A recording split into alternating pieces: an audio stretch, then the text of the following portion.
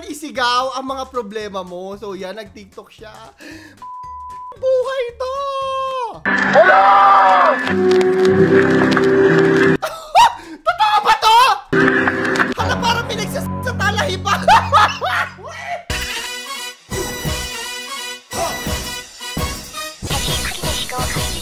Good morning! Good evening, Turdies! At para sa ating unang video ngayong araw, may nakikita akong kababuyan dito. Ano nangyayari dito? Kumakain siya ng lomi! Kinakamay, hindi ka ba naiini? Ang init niyan! At saka ang baboy!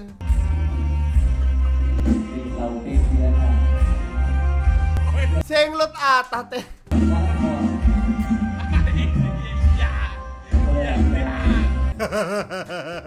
Senglot ata siya.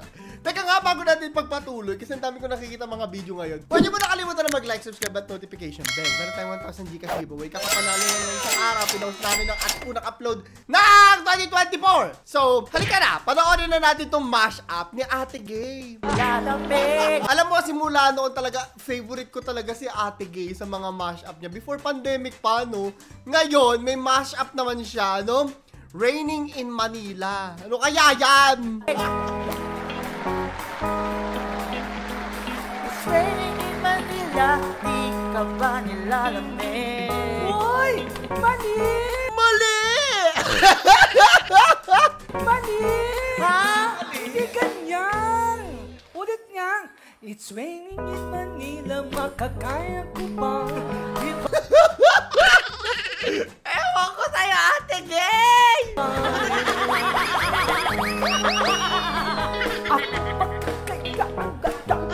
Ako din, may ganyan din ako. Fancy! Huwag ka mapag!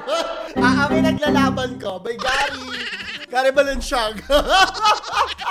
O, alam mo dati, tuwan-tuwa na ako dito kay Ate Gay. Nandun siya sa nung mga panahong sobrang active pa ni Clara sumuport sa mga politics. Nandun ako sa campaign ni Miriam Defensor Santiago at nag-perform siya doon. Sikat pa yung Let It Be, and susunod na letter C. Oh, next one. Ito na lang yung question of the day natin bago natin pagpatuloy. Isa ba kayo sa mga natutuwa kay Ate Gay? At kung natutuwa kayo sa kanya, ano yung paborito niyong mashup niya? O eto, huling-huli daw si Madam.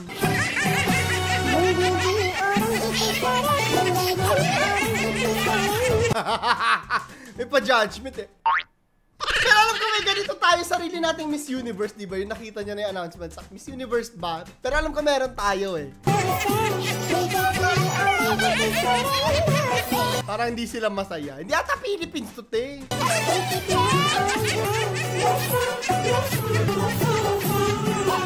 Tara na, uwi na tayo.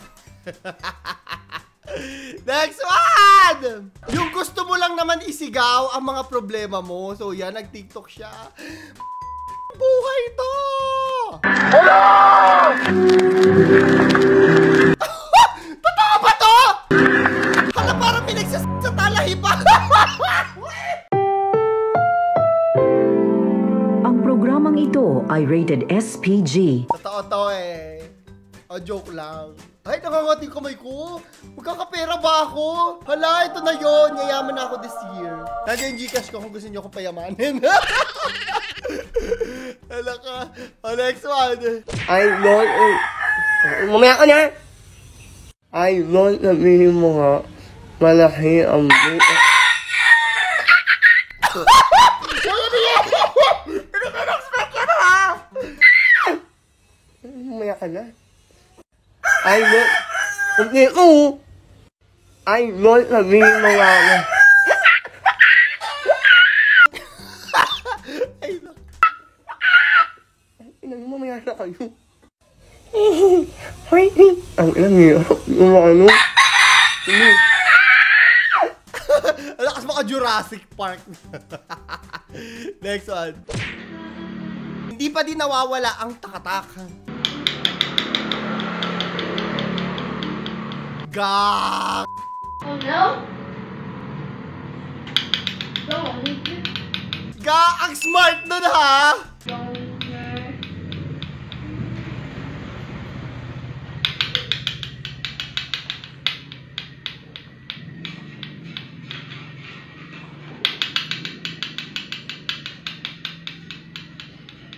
Hindi ko lang alam kung totoo kasi ngayon hindi mo na malaman kung actually noon pa naman parang hindi naman totoo yung mga prank na ina-acting na. Parang ina-acting lang din. Hula ko lang. Ano sa tingin nyo? Comment nyo.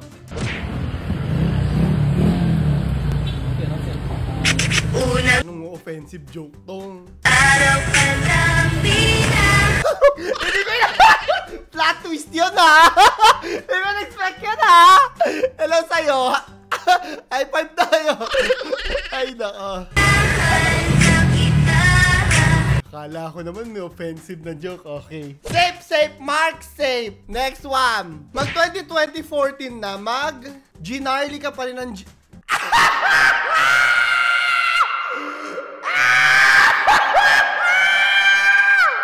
may makakilala ko. Ginarly. Abenta na akin, Dari. Abenta na akin. Nakakaloka. Ay, nako. Ay, nako. Sa akin pa talaga galing yung judgment, no? Kasi hindi naligo. Ito rin yung suot ko. Naliligo pa lang kasi ako. Mga larawang nagpapatigas sa buong katipunan. At si si Kangkong Chips. Ang liit lang pala niya sa personal, no? Kangkong Chips. Naganap ako nito nung New Year at saka nung Christmas. Wala akong mahanap. Ay, nako. Baka malasin ako buong taon kasi hindi ako nagkangkong chips. Masarap ba? Kangkong chips ni Josh Mojica, mapapasarap. Next one! Ah! Oh, iyak si Claro. Pag gano'n talaga, mahal mo yung tao talaga. Lagi ka excited sa napakaliit na mga bagay. Gusto mong i-share palagi, di ba? May ganun ba kayo? Great Big Bang and Sana all. Kayo ba? Nahanap nyo na ba yung ganyan nyo? Comment nyo nga sa ilalim. O next sabi si Ogie Diaz sinupalpal ni Christopher De Leon. Brother Bo, ikaw ba meron ka bang para nakikita mo na sumusunod sa yapak mo na young actor? Alam mo, G, dahil tinatanong sa akin yan, daming beses na tinanong sa akin yan. Ikaw yung huling taong maririnig kong itanong yan sa akin. Oo, akala ko iba itong show natin. Nai-insulto ho ba kayo kapag tinatanong? Hindi ko gusto yung ikunukumpare ako sa iba eh. Hala, nag-aaway sila? Hindi ko type yun. That's not my cup of tea. Prank na naman to, Tay. Prank to. I just enjoy my Prank to. Hindi ko alam. enjoy my job. Wala akong pakialam sa iba. Hindi ako nagkukumpira. Kasi pag kumukumpira ako sa iba, lalo ako nakukonsyos sa ginagawa. Yun na talaga yung strategy ngayon na papromote na movie. Prank talaga. Ako eh. That's true. Pero I might be wrong. Skip natin ng konti. Ay, sorry. Ha? Kasi ganun po talaga. Pag mga veteran, meron Anong veteran? Veteran to. Kukumpira mo tapos mamaya, tatanungin mo, sino na naman ang kukumpira mo kay Vilma? Vilma lang yan. Vilma na yan. In short, wala nang pwedeng pumantay dyan. Ako pa, tatanong mo sa akin yan. Sorry ho, kasi pag sikat Paskong-Pasko? Tatanong mo akong ganyan? Parang ano. Hindi ako naniniwala kasi professional yan eh. Kahit mainis yan sa mga nag-i-interview, alam, matagal na sa industry yan eh. Hindi kasi, di ba, di ka ba tinanong ng ganun natin? Maraming beses na rin. Oo, sinasagot mo. Kasi wala rin ako mabanggit Ako na pangalan. sawa na ako, totoo. Wala rin ako mabanggit na pangalan eh. Ako Every sawa time na ako sa tanong. Sorry. Hindi rin ako nagbanggit ng pangalan. Every time, Pinaprank nila si Ogie Diaz. sino susunod na Vilma? Wala rin ako mabanggit na pangalan. Ang lagi ko lang sinasagot, marami namang magagaling ngayon. You know, but Sorry brother po. Sorry wala mo Ate B. okay lang, Hindi, okay. pinaprank ka lang Nag-apologize. namin. Si Vilma yung pinaprank. Parang lahat sila, no? Di ba kila Marian din ganito yung strategy nila mag-promote. Yun talaga, mabenta talaga yung mga prank. Eto ha, ako lang ha, pwede kayo magalit sa akin. Pero sa dami ng prank na nangyari, parang pag ginawa kayo, maniniwala ka pa. Unless kasali ka din dun sa prank, di ba? Kunyari, nag-pretend ka na lang na hindi mo alam. Akin lang to, huwag kayo magagalit sa akin.